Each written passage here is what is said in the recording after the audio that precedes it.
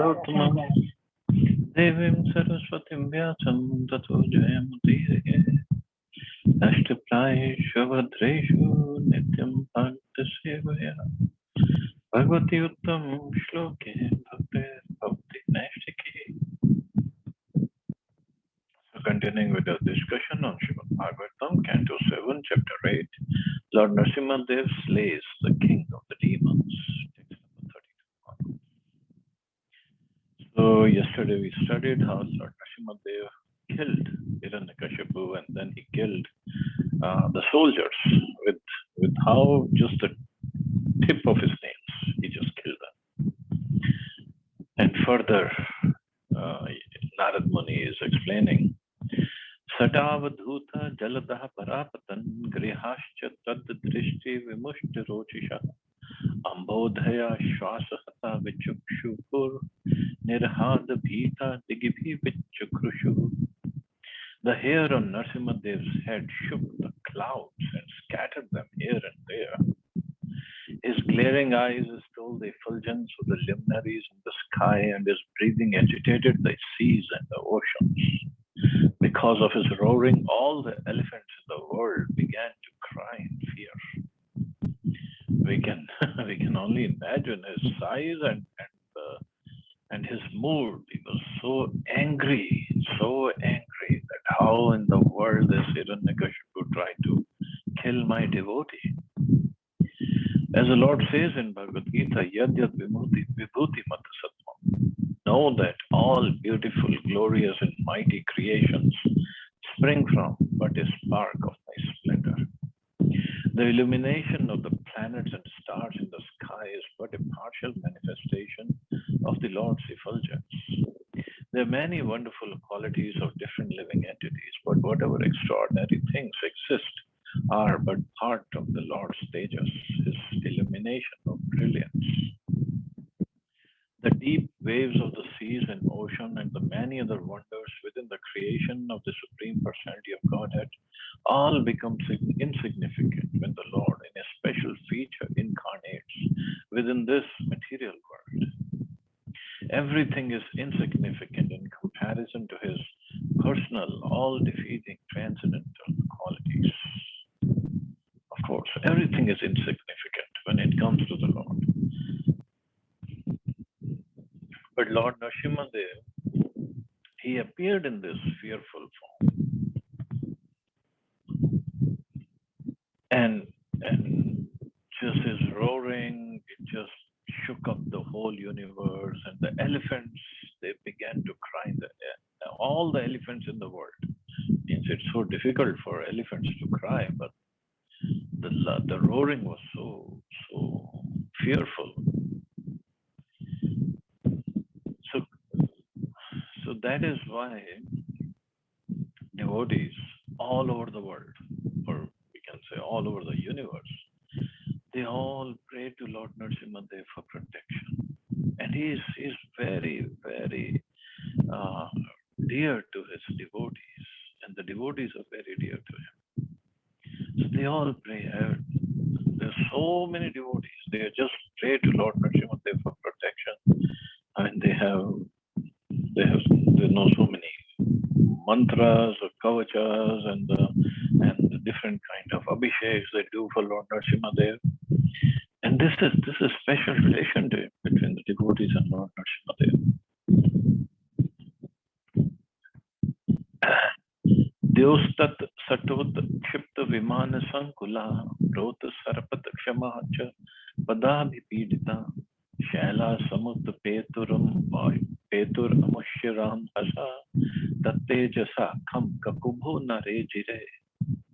Airplanes were thrown into outer space in the upper planetary system by the hair on Nrsimhadev's head. Because of the pressure of the Lord's lotus feet, the earth appeared to slip from its position, and all the hills and mountains sprang up due to his intolerable force. Because of the Lord's bodily effulgence, both the sky and all directions diminished in their natural illumination. So airplanes were thrown into outer space. Means there were airplanes even at that time. It's not a new discovery in Kali Yuga. And Prabhupada says that there were airplanes flying in the sky long, long ago, can be understood from this verse.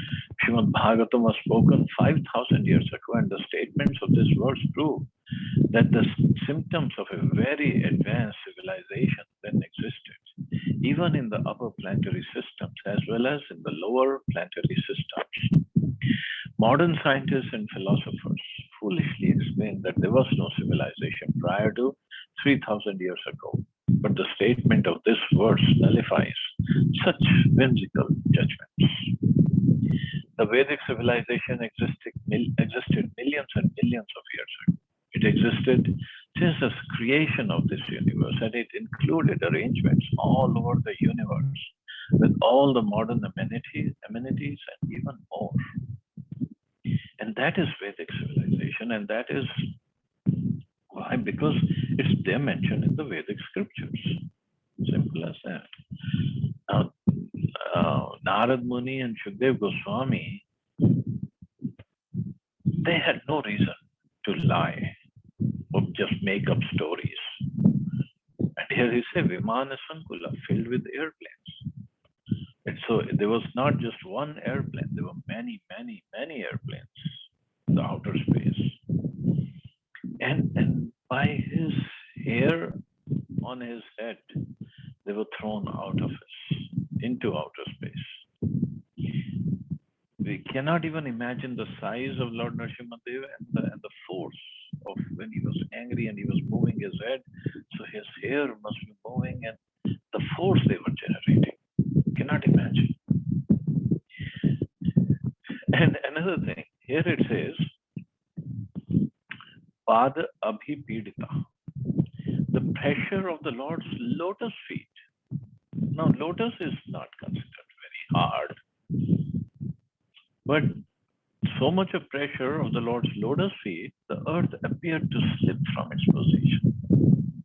So much of pressure, but here the feet are still compared to lotus flower. So this is how devotees look at it. And all the hills and mountains sprang up due to his intolerable force. All the hills and mountains on the earth, they just got up, because there was so much of pressure. Tata sabhayam upavishtam uttame nripasane samvrita tejasam vipum alakshit dvarat marte marshanam prachanda vaktram nabavaj kaschan. Manifesting a full effulgence and fearsome countenance, Lord Narasimha, being very angry and finding no contestant to face his power and opulence, then sat down in the assembly hall on the excellent throne of the king. Because of fear and obedience, no one could come forward to serve the Lord directly. When the Lord sat on the throne of Hiranyakashipu, there was no one to protest. Of course, who was going to protest? They were all dead. No enemy came forward on behalf of Hiranyakashipu to fight with the Lord. This means that his supremacy was immediately accepted by the demons. Another point is that although Hiranyakashipu treated the Lord as his bitterest enemy, he was the Lord's faithful servant in Vaikuntha. And therefore the Lord had no hesitation in sitting on the throne that Hiranyakashipu had so laboriously created. So somebody can ask the question, why did the Lord sit on Hiranyakashipu's throne? He was his enemy number one. But Hiranyakashipu was his devotee, Jai, from Vaikuntha. So the Lord had no hesitation. Srila Vishwanath Chakravarti Thakur remarks in this connection that sometimes, with great care and attention, great saintly persons and rishis offer the Lord valuable seeds dedicated with Vedic mantras and tantras, but still the Lord does not sit upon those thrones. Hiranyakashipu, however, had formerly been Jai, the doorkeeper at the Vaikuntha gate, and although he had fallen because of the curse of the Brahmins and had gotten the nature of a demon, and although he had never offered anything to the Lord as Hiranyakashipu, the Lord is so affectionate to his devotee and servant that he nonetheless took pleasure in sitting on the throne that Hiranyakashipu had created. In this regard, it is to be understood that a devotee is fortunate in any condition of his life. So even if, although Jaya came as Hiranyakashipu and he created all this terror all over the universe and tried to kill Prahlad Maharaj, still the Lord accepted his offering of the throne. Of course, Hiranyakashipu did not voluntarily offer it, but nevertheless, the Lord accepted it. That's how he deals with his devotees. He has so much of love for his devotees. Nishame lokatrayamastaka tamadi daityam harina hatam rite praharsha vegot kalitanana muhu prasuna varshar vavrishu surastriya. Hiranyakashipu had been exactly like a fever of meningitis in the head of 3 worlds. Meningitis, he was compared to, like a big headache. And the headache is now gone. The treatment has been done. The surgeon had come. Thus, when the wives of the demigods in the heavenly planets saw that the great demon had been killed by the personal hands of the Supreme Personality of Godhead, their faces blossomed in great joy. Because now they knew, okay, now we can get back to our palaces and the planets, and we can rule them the way we were doing it earlier. The wives of the demigods again and again showered flowers from heaven upon Lord Narasimhadev like rain.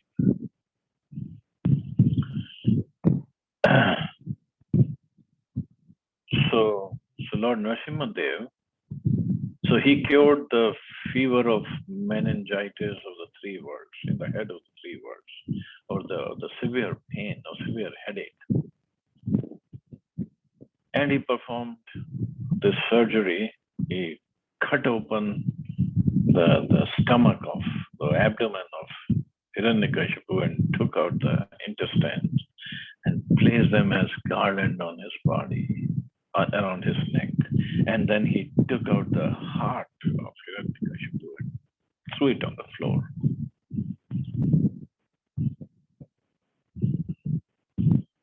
So he's a transcendental surgeon. He did wonderful surgery. So operation successful, and the patient got liberated. Not died. Of course he died, but he got liberated. That is why when we go to in India at least, here they call it hospital. But when the doctors open their own small clinics, they call it like Sharmaji Nursing Center, right? So they all take the name of Lord Narasimhadev, nursing center, nursing home, or whatever. And they all take unknowingly. Of course, they call it nursing, Nursing, but it's the name of Lord Narasimhadev because he's the first transcendental surgeon. Tada vimana vale nabhasalam didrikshatam sankul mas nakinam suranaka dundu bhayavat jagnire gandharva mukhya nandrutur jaguhu striyaha. At that time, the airplanes of the demigods who desired to see the activities of the Supreme Lord Narayan crowded the sky. So again, the mention of airplanes, Vimana, Avalibi. So different types of airplanes, not just one kind, there are different kinds. The demigods began beating drums and kettle drums, and upon hearing them, the angelic women began to dance, while the chiefs of the Gandharvas sang sweetly. Tatropavrajya vibudha brahmendra girishadaya rishya pitra siddha vidyadhar mahoraga manvaha prajanam patyo gandharvapsara charana yaksha kim purushas tat vetala sa kinkara kinnaraha te vishnu parshada sarve sunanda kumudadaya murdhin Murdhirna bandhajali puta asinam tivrate ajasam idere narshar dulam nate durchara pratham. My dear King Yudhishthir, the demigods then approached the Lord. They were headed by Lord Brahma, King Indra, and Lord Shiva, and included great saintly persons and the residents of Pitriloka, Siddhiloka, Vidyadharloka, and the planet of the snakes. The Manus approached, and so did the chiefs of various other planets. The angelic dancers approached, as is the Gandharvas, the Charans, the Yakshas, the inhabitants of Kinnarloka, the Vetal, the inhabitants of Kimpurusha Loka, and the personal servants of Vishnu like Nanda and Kumut. All of them came near the Lord, who glowed with intense light. They individually offered their obeisances and prayers, their hands folded at their heads. So Lord Nrsimhadev now is sitting on the throne of Hiranyakashipu, and all the demigods came. Now they're offering their prayers and obeisances to the Lord. Shri Brahma Vacha, Namo Asmi Anantaya Duranta Shakte, Vichitra Viryaya Pavitra Karmane, Vishwasya Sargasthiti Samyaman Gune, Swalilaya Sandadate Avyayatmane. Lord Brahma prayed, my Lord, you are unlimited and you possess unending potencies. No one can estimate or calculate your prowess and wonderful influence, for your actions are never polluted by the material energy. Through the material qualities, you very easily create the universe, maintain it, and again annihilate it. Yet you remain the same without deterioration. I therefore offer my respectful obeisances unto you. Purport. The activities of the Lord are always wonderful. His personal servants Jai and Vijay were confidential friends. Yet they were cursed, and they accepted bodies of demons. Again, in the family of one such demon, Prahlad Maharaj was caused to take birth to exhibit the behavior of an exalted devotee. And then the Lord accepted the body of Nrsimhadev to kill that demon, who by the Lord's own will had taken birth in a demoniac family. Therefore, who can understand the Lord's transcendental activities? Not to speak of understanding the transcendental activities of Lord, no one can understand even the activities of his servants. It's so difficult. Not just the activities, his form. No, Lord appearing as half man, half lion. And if you look at the picture behind me, it shows he had 10 hands, and with weapons in every hand. Although he did not use the weapons, but he showed up with all the weapons. Who can think of such a form? In Chaitanya Charitamrita it is said, Tara Vakya Kriya Mudra na Vigya na Bhujay. No one can understand the activities of the Lord's servants. Therefore, what to speak of the activities of the Lord? Who can understand how Krishna is benefiting the entire world? The Lord is addressed as Duranta Shakti because no one can understand his potencies and how he acts. So even Brahmaji says, nobody can understand, and I therefore offer my respectful obeisances unto you. Shri Rudra Vacha, Kopa Kalo Yugantaste Hato Ayam Asuru Alpakaha. Tatsutam Payu Pasritam Bhaktam Te Bhaktavatsala. Now Shivaji is praying. Lord Shiva prayed. The end of the millennium is a time for your anger. Now that this insignificant demon Hiranyakashipu has been killed, O my Lord, who are naturally affectionate to your devotee, kindly protect his son, Prahlad Maharaj, who is standing nearby as your fully surrendered devotee. The Supreme Personality of Godhead is the creator of the material world. There are three processes in creation, namely creation, maintenance, and finally annihilation. During the period of annihilation, at the end of each millennium, the Lord becomes angry, and the part of anger is played by Lord Shiva, who is therefore called Rudra. When the Lord appeared in great anger to kill Hiranyakashipu, everyone was extremely afraid of the Lord's attitude. But Lord Shiva, knowing very well that the Lord's anger is also his Leela, was not afraid. Lord Shiva knew that he would have to play the part of the anger for the Lord.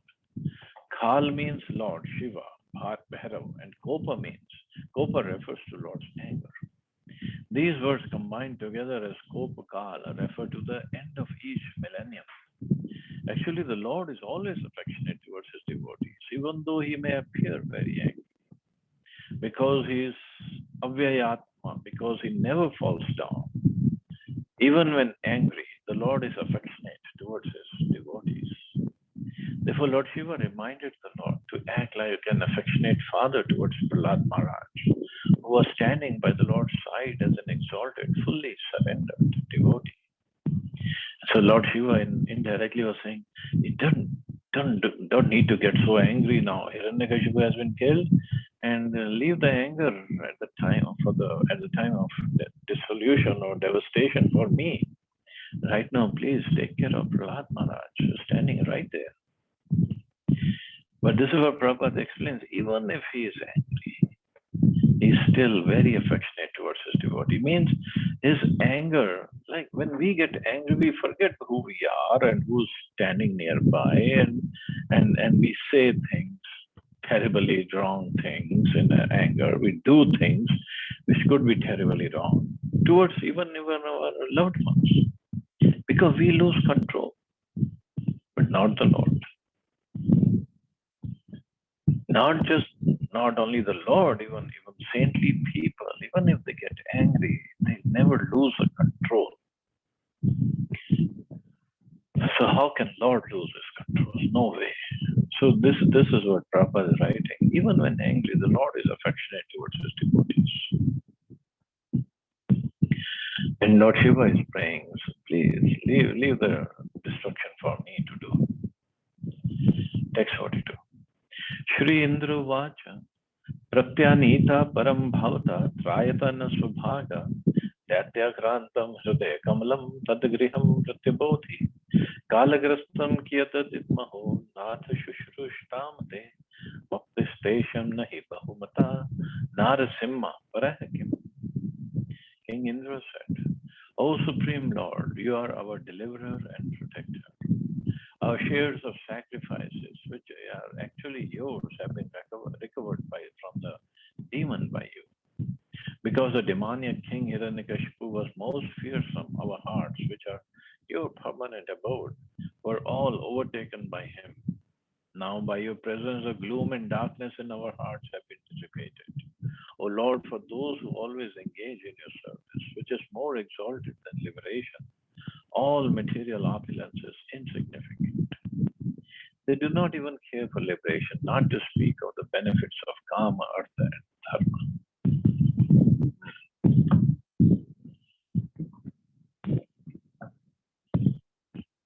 So before Indra, Brahmaji or Shivji, they did not talk about their share of sacrifices and which were lost. Because first of all, they were not affected by Hiranyakashipu's adventures, and Hiranyakashipu captured the throne of Indra, not of Brahmaji or Shivji. But still, Brahmaji, Shivji came down because they are the principal demigods of the universe. But Indra now is coming he's speaking based on his realizations that our shares of sacrifices, which have been recovered from the demon by you. So this is wonderful. And because the demoniac Hiranyakashipu was most fearsome, our hearts were all overtaken by him. And now everything is gone, all the gloom and darkness is gone. So we are always there to serve you. In this material world, there are two kinds of people, Devtas, demigods, and the Asuras, demons. Although the demigods are attached to material enjoyment, they are still devotees of the Lord who act according to the rules and regulations of the Vedic injunctions. During the reign of Hiranyakashipu, Everyone was disturbed in the routine duties of Vedic civilization. When Hiranyakashipu was killed, all the demigods who had always been disturbed by Hiranyakashipu felt relief in the general way of life. Because the government in Kali Yuga is full of demons, the living conditions of devotees are always disturbed. Devotees cannot perform yajna, and thus they cannot partake of the remnants of food offered in yajna for the worship of Lord Vishnu. The hearts of the demigods are always filled with fear of the demons, and therefore they cannot think of the Supreme Personality of Godhead. The engagement of the demigods is to think of the Lord always within the course of their hearts. So this is what the demigods are supposed to do, but they will stop. All the yajnas will stop, and they were completely disturbed because the whole universe was taken over by Hiranyakashipu. And this is what happens when the demons rule. Demons make the government. And so devotees, their hearts are filled with the fear of the demons. But this is what the Lord does. Paritranaya sadhuna vinashaya chatushkrita. He comes to protect his devotees and kill the miscreants. But still, the demons, they just don't learn their lessons. The Lord says in Bhagavad Gita, Yogi Namapi Sarvesham, and of all yogis who always abides in me with great faith, worshipping me in transcendental loving service, is most intimately united with me in yoga and is the highest of all. The demigods fully absorb themselves in meditation upon the Supreme Personality of Godhead to become perfect yogis. But because of the presence of the demons, their hearts are filled with the activities of the demons. Thus their hearts, which are meant to be the abode of the Supreme Lord, are practically occupied by the demons. All the demigods felt relieved when Hiranyakashipu was dead, for they could easily think of the Lord. They could then receive the results of sacrifices and become happy even though in the material world. So the demigods, they could not think of the Lord. So because they were the demons, the Hiranyakashipu and party, they're doing so many atrocities on the demigods and on people in general. So for one to be able to think constantly of the Lord, he has to be in peace. And one can be in peace only when the atmosphere or environment is very conducive for that. So this is the job of government, to provide that kind of environment so the people can perform their varnashram duties. But Kali Yuga, everything is upside down. So that is why Chaitanya Mahaprabhu just Hare Ranam, Hare Ranam, Hare Ranam. Don't do anything. Don't need to do anything else. Kali Yuga is very, very bad time. And this incident was in Satyuga.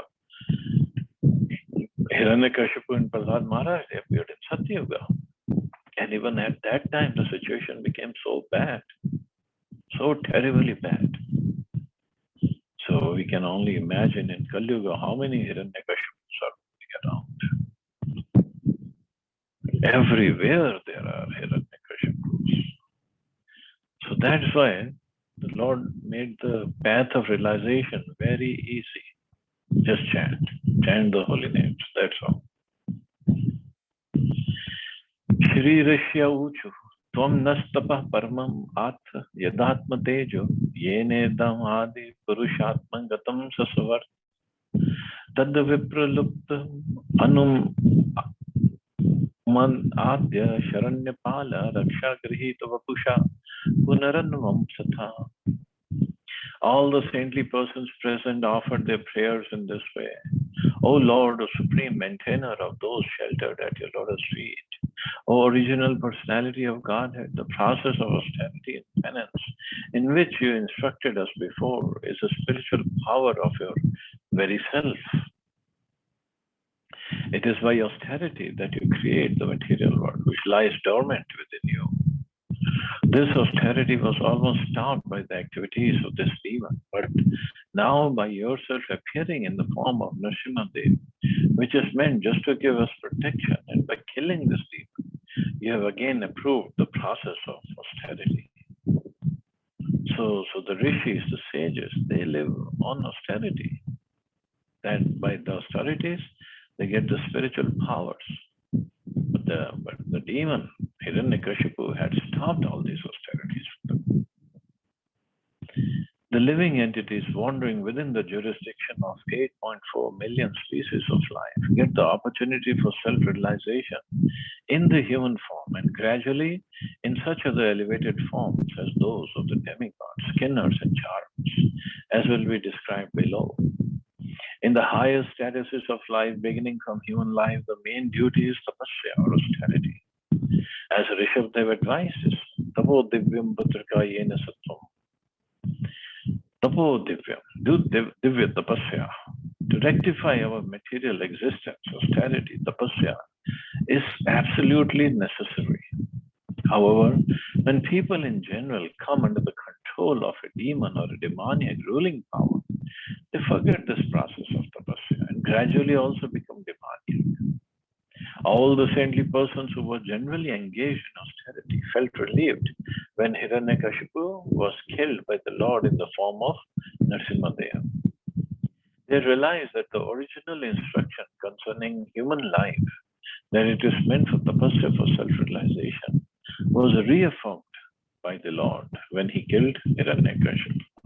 So now the sages also, they were free to go to whichever mountain or Himalayas and to perform their austerities, their tapasya.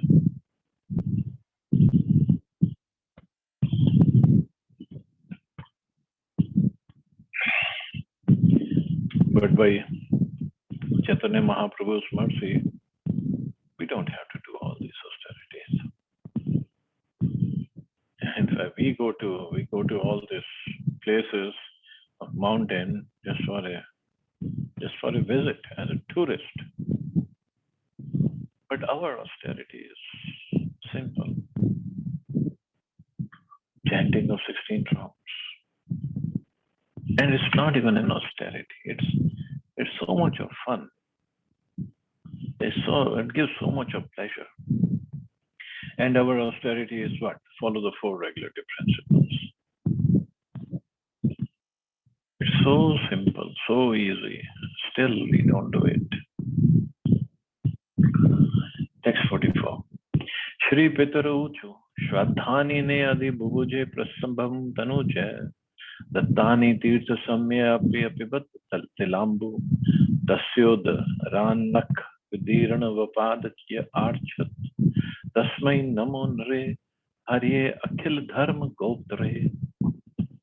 The inhabitants of Pitriloka prayed, let us offer our respectful obeisances unto Lord Nrsimhadev, the maintainer of the religious principles of the universe. He has killed Hiranyakashipu, the demon who by force enjoyed all the offerings of the Shraddha ceremonies performed by our sons and grandsons on the anniversaries of our death, and who drank the water with sesame seeds offered in holy places of pilgrimage. By killing this demon, O Lord, you have taken back all his stolen property from his abdomen by piercing it with your nails. We therefore wish to offer our respectful obeisances unto you. So what Hiranyakashipu used to do? By force enjoyed all the offerings of the Shraddha ceremonies performed by our sons and grandsons on the anniversaries of our death, and drank the water with sesame seeds offered in the holy places of pilgrimage. So first of all these offerings or rituals, they are meant, they are mentioned in the Vedic scriptures. They are not just superstition. The people these things, or youngsters these days think. No, they're all mentioned, and we just have to do it properly for the Pitras who have passed away. So on their anniversaries of death, we have to do this Shraddha ceremonies. Of course, for devotees, that's a different story. But as a matter of tradition, it still should follow. It's the duty of all householders to offer food grains to all their departed forefathers. But during the time of Hiranyakashipu, this process was stopped. No one would offer Shraddha oblations of food grains to the forefathers with great respect. Thus, when there is a demoniac rule, everything concerning the Vedic principles is turned upside down. All the religious ceremonies of yajna are stopped. The resources meant to be spent for yajna are taken away by the demoniac government. Everything becomes chaotic, and consequently, the entire world becomes hell itself. When the demons are killed by the presence of Narasimhadev, everyone feels comfortable, irrespective of the planet upon which he lives.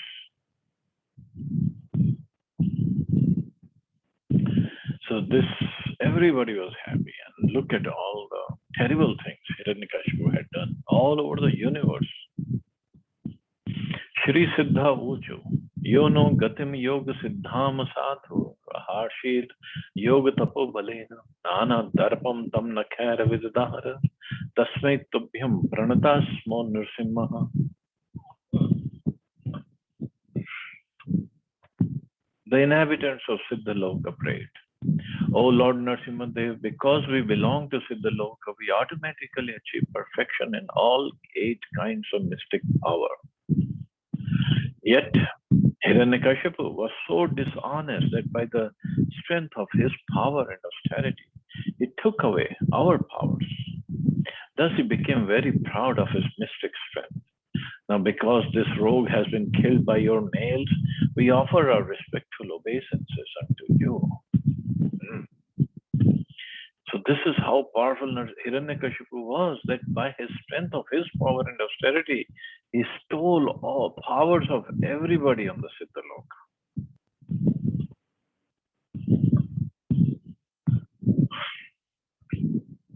On earth, there are many yogis who can exhibit some feeble mystic power by manufacturing pieces of gold like magic. But the inhabitants of the planet Siddhaloka are actually extremely powerful in mysticism. They can fly from one planet to another without airplanes. This is called Laghima Siddhi. They can actually become very light and fly in the sky. By a severe type of austerity, however, Hiranyakashipu excelled all the inhabitants of Siddhaloka and created disturbances for them. So that's how the problem was. Not that he became the best of all the Siddhaloka persons or people, but he created disturbances for them. The residents of Siddhaloka were also beaten by the powers of Hiranyakashipu. Now that Hiranyakashipu had been killed by the Lord, the inhabitants of Siddhaloka also felt relieved. So this is what happens when we get some power or some special position. We try to, instead of understanding or thinking that somehow by Krishna's mercy, Krishna's arrangement, I got this power. So instead of serving everybody, especially the people under him, subordinates, he starts misusing his power. He starts showing everybody who's the boss. I'm the boss. You better listen to me. I have the power to kick you out, or I have the power to demote you or make your life miserable. That's not why we get the powers or some higher position. Higher position, higher responsibility comes with, higher authority comes with higher responsibility towards people working under you, working for you, working with you.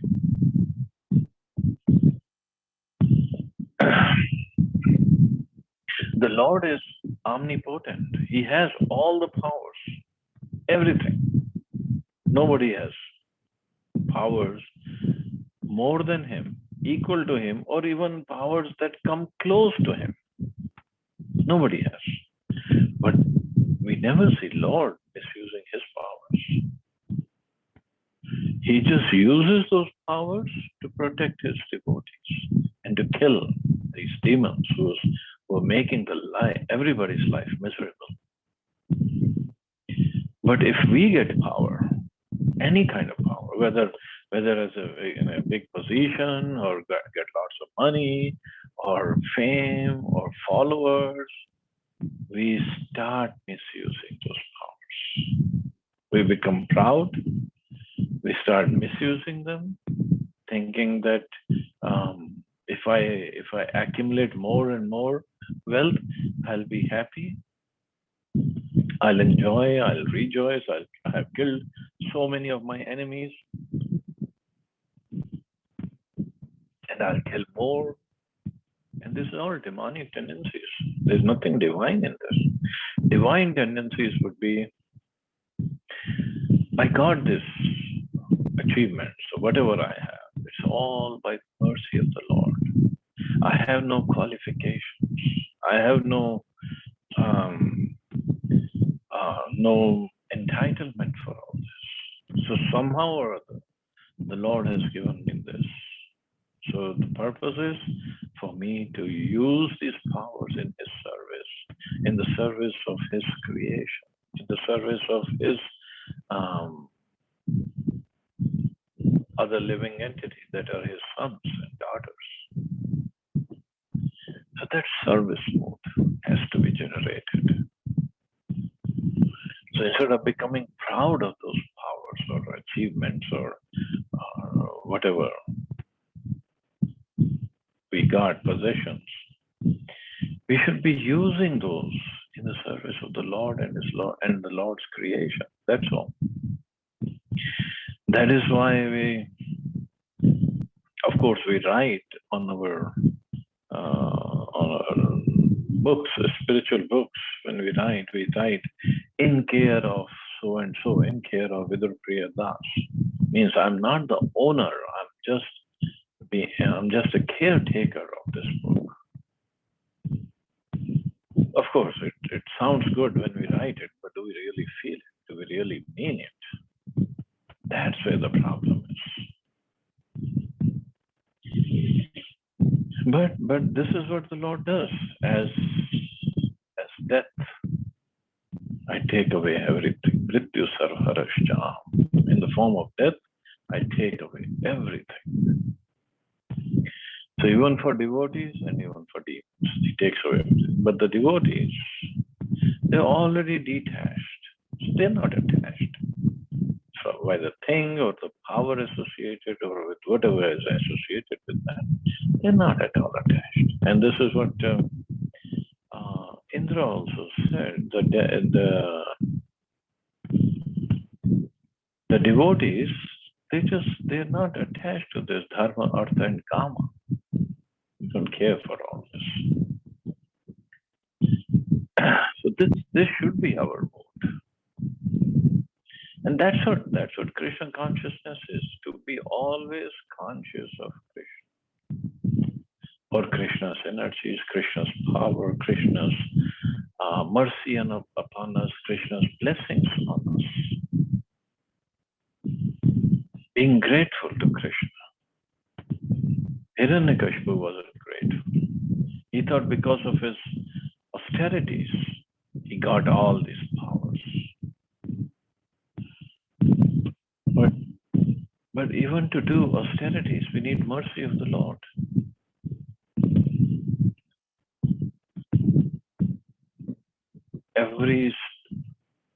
The strength in everybody's body comes from the Lord.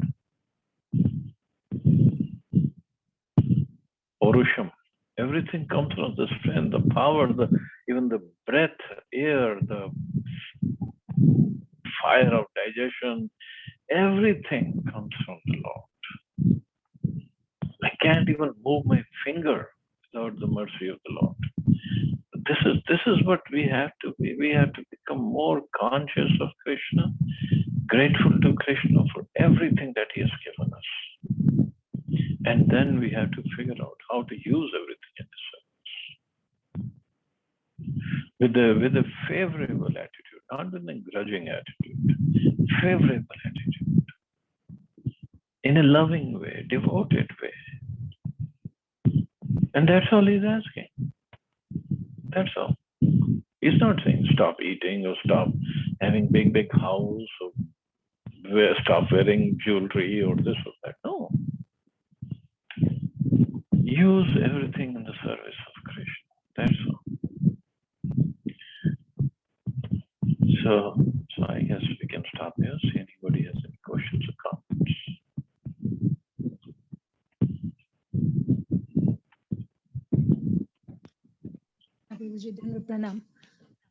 Hare Krishna.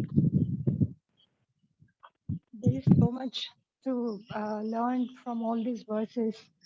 So, how can I understand that having a birth in Kali Yuga is rather we can consider a fortune compared to having a birth in other yugas, because the austerity tapasya is compared to other yugas is less. For Kali Yuga, people are more fortunate. Even this is what we studied, I believe, in the, I don't know, third or fourth, fifth canto. People of the denizens of heavenly planets, they want to take birth as human beings in Kali Yuga in Bharatvarsha. Why? Because they know when they take this birth, all they have to do is chant the holy names, and they can go back to Golok Vrindavan, the topmost planet, and attain Krishna Prema, which one does not attain just by doing austerities. Because Kali Yuga is like a clearance sale given by Chaitanya Mahaprabhu's mercy. So he is Namo Mahavadanya, that's what Rupa Goswami says, is a most magnificent incarnation. Lord Nrsimhadev did not give Krishna Prem.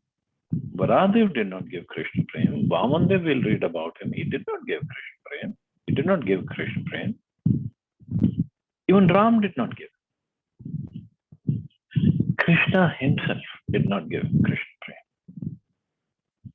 Only Chaitanya Mahaprabhu. Yes, Prabhuji, but still it seems to be, even to follow the regulative principles and chanting, it seems to be so struggling because of our own conditioning life. So Either we have excuses, or we yes, have, Prabhuji. True. or we can have determination. That's up to us. True, Prabhuji. So desires, there are a lot of unfulfilled desires. We can never, I can understand that we can never totally diminish the desires. So only the best way is we can only shift it to something higher desire, so that way we can have the taste. Or else if we constantly think that, okay, I have to fulfill this desire, that is more and more binding, and then again we may fall down from the path of bhakti. So That is why Krishna arranges, or Krishna's Maya arranges different kinds of miseries in our lives. When there's, like they say, when the chips are down, what do we think of? Do we still think of fulfilling those desires, or okay, Krishna, I learned my lesson. Okay, no more such nonsense desires. yes, He will frustrate us. He'll put us in miseries, miserable conditions. People can disrespect us, dishonor us. We'll lose money, we'll lose relatives. Because all these things, they create these desires. Because when we have money, when we have this desire, that desire. Okay, he removes the money. Now what? Just chant. yes, Prabhuji. So there's a So very let him not do that. Let us chant before he does all these things. And so whenever we come across with such situations in life, so we should consider them as an exam. Krishna is taking an exam or test. So we should hold on strongly, Radha getting. But such realization cannot be possible by our own endeavor. But I have realized only and only it can be possible with the association of constant engagement with the devotees. There's no Yep, other way.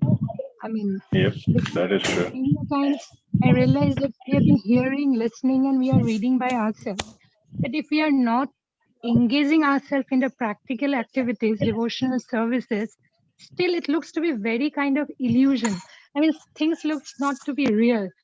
So only in engagement and practical seva services can only help us to make us more realized person. What I have realized actually. Yeah, association, service,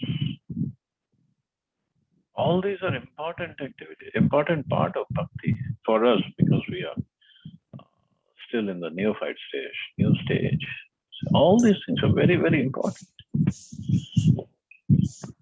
So there's a very common words in most of the houses that this is not the time for bhakti. Bhakti has their own specific time, especially in the old age. So bhakti has to be always in the first place from the childhood itself because of this only. And also, what there are two answers for this. One is what is the definition of being old? I mean, one who's close to death. Yes. That is old, right? Right, Guruji. So biologically, you might be younger to me, but you might be older than me also. Yes, that can be only measured by a transcendental personality who can measure that his soul is very old or his soul is very young. Soul is all the same. It's a body we are talking. Soul. And secondly, old age. I mean, we offer fresh flowers and fresh fruits to Krishna, or do we offer him old flowers, wrinkly fruits? We offer him fresh. Similarly, when we are young, that is the time when we want to offer ourselves to serve Krishna's service. Not when we are old and the senses are not working, hardly we can concentrate. We cannot even sit down properly to listen or chant. So it's very, very difficult at that age to do bhakti. Because mind is already conditioned by then. Our body is already conditioned, our life is conditioned. We cannot change it. This is the time when we can. I mean, not my wise, your age wise. I'm already old. Prabhuji, ask old people then when is the best time to start bhakti. Yeah. We regretted that this age that we started very late. But you have already crossed so much. I don't know what we have crossed. You're way beyond everybody else. Oh, come on. Don't pull my legs now. In the morning, I was just trying to convince Anima Mataji that people regretted in the old age that they should have started young. So ask the old people when is the right time to start.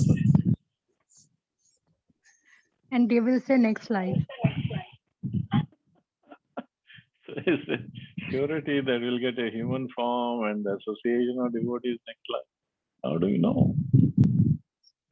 Yes, one thing I have realized is a few verses before we studied that after the death of Hiranyakashipu, Lord Prahlad Maharaj, all his friends, they also turned devotee. Although they were born in the family of Demonic families. demon, but they were child that time. Because of that, they could take it so fast. Hence, coming to the devotional path in the childhood is the most, I think, suitable time or period. Yes, seeing that example. Yeah.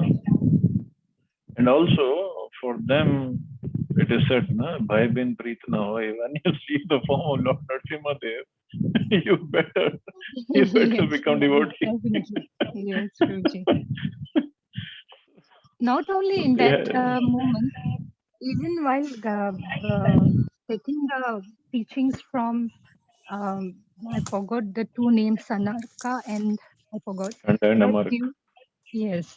So during that time also, all his friends were taking more interest to understand the bhakti philosophy from Prahlad Maharaj. So that shows itself that true, but how, after seeing this form of the Lord, obviously, no more arguments.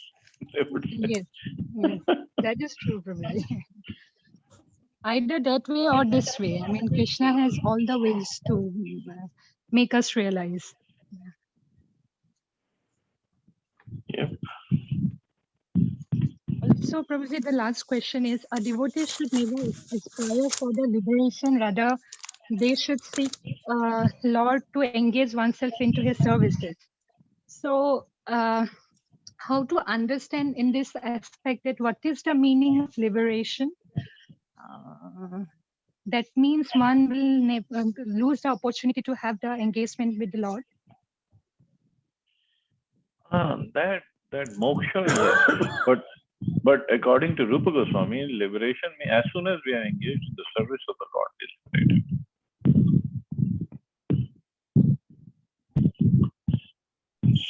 So from Gyanis, their moksha is liberation, but not for us.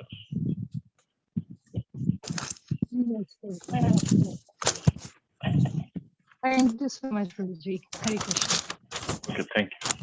Thank you all very much. You all have a safe, wonderful day. Hare Krishna. Jai Shri Prabhupada. Jai Shri Prabhupada. Thank you, Hare Krishna Prabhuji.